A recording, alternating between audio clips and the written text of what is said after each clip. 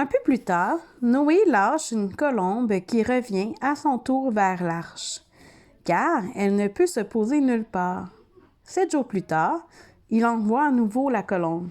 Cette fois, elle revient en tenant dans son bec une branche d'olivier et dit « L'eau diminue à la surface de la terre et les plantes repoussent, bravo! » 7 jours plus tard, il lâche encore la colombe qui ne revient pas. Noé enlève alors le toit de l'arche. Donc, quand il voit que la colombe ne revient pas, eh bien là, il enlève, tu vois le toit ici? Il l'enlève et il se dit, c'est correct, maintenant on peut commencer à se faire griller un peu au soleil. Et il regarde partout autour de lui. La surface du sol est sèche. Dieu dit à Noé, « Tu peux maintenant sortir de l'arche, la pluie a cessé. » Noé sort de l'arche avec sa femme, ses fils et leurs épouses, suivis de tous leurs animaux, qui étaient dans l'arche. Aussitôt après sa sortie, Noé remercie Dieu de les avoir protégés et sauvés. Dieu fait cette demande à Noé et sa famille. Mais j'ai une question. Il n'y a plus Adam et Ève? Adam et Ève, en fait, c'est comme les grands-grands-parents de Noé. Adam et Ève, ils ont eu des enfants, qui ont eu des enfants, qui ont eu des enfants, qui ont eu Noé. Fait que Noé, c'est comme... C'est toi ton grand-papa puis ta grand-maman.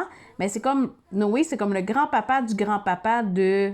non, Adam, c'est le grand-papa du grand-papa de Noé, genre. Tu comprends? Ouais.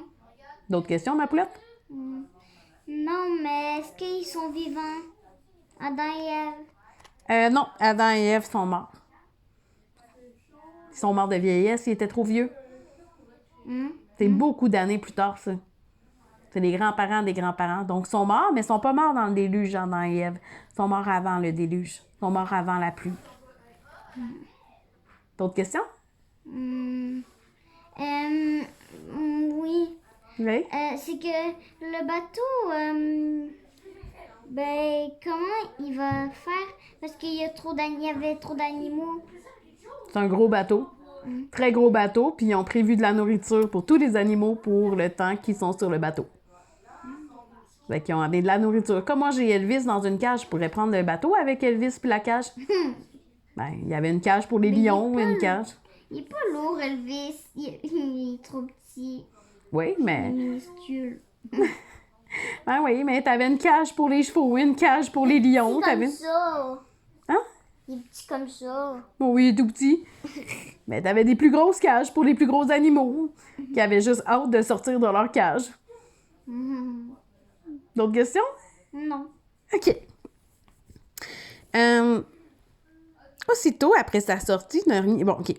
Dieu il dit à Noé, « Prenez soin de toute la terre et de toutes les créatures qui y vivent. L'arc-en-ciel que vous voyez dans le ciel vous rappellera toujours que ça va bien aller en situation de COVID. » Non, c'est une blague. Mais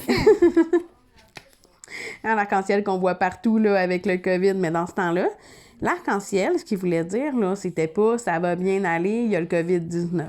Dans ce temps-là, ce que ça voulait dire, l'arc-en-ciel, c'était « rappelez-vous de mon alliance avec les êtres humains ». L'arc-en-ciel, c'est l'amour qui nous relie les uns aux autres et à Dieu. C'est comme si nous, on est ici, puis l'arc-en-ciel est en haut.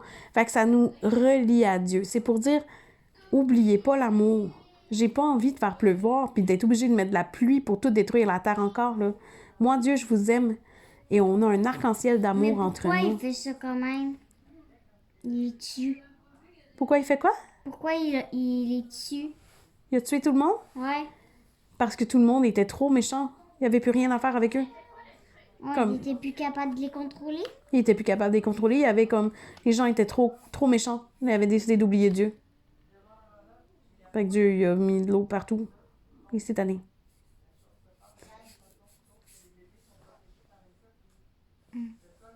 Ça va? Ouais. Le cœur de Noé se remplit de lumière et la lumière de l'amour de Dieu. En route. Oups, j'ai sauté une page. Un jour... Ah, là, on est dans une autre histoire. Oups. L'arche de Noé. Hop là, j'ai sauté plein de pages. OK, bon, on est ici. OK. J'aime regarder les arcs-en-ciel. T'aimes ça regarder les arcs-en-ciel, toi, Kim? Oui. Oui? C'est quoi le plus beau arc-en-ciel que tu as vu dans ta vie? Je sais pas. Moi, c'est quand j'étais dans les Rocheuses, en Alberta. T'es déjà été en Alberta? Oui. Puis dans les montagnes, on voyait l'arc-en-ciel entre les montagnes. C'était vraiment beau. Cette couleur en forme d'arc, c'est l'œuvre d'un grand artiste. C'est qui l'artiste qui a fait les arcs-en-ciel? Je sais pas. C'est Dieu. C'est Dieu qui a créé l'arc-en-ciel. Tu ne trouves pas? Quand je regarde, on dirait que Dieu me fait un petit bonjour. Donc, quand tu vois un arc-en-ciel, l'arche de Noé me fait penser à grand-papa qui me serre dans ses bras quand j'ai peur. Je crois que Dieu me protège à travers l'amour de grand-papa. Toi, qu'est-ce qui te fait sentir en sécurité puis que tu sens de l'amour puis tu sens que Dieu te protège dans la vie, Kim? Hein? Est-ce qu'il y a des personnes qui te font sentir en sécurité puis qui font que tu réalises que Dieu, il t'aime puis il te protège? Je sais pas. Trop complexe pour une question à 10h20. OK. L'arche te fait-elle... Oui, il est 10h20. On a encore dépassé l'heure. L'arche te fait-elle penser... Jésus est plus important. Moi, j'aime mieux être avec Jésus. Allez, on est rendu loin. On est rendu ici. L'arche te fait penser au panier dans lequel Moïse... Je te laisse lire, je m'en vais aux toilettes. D'accord.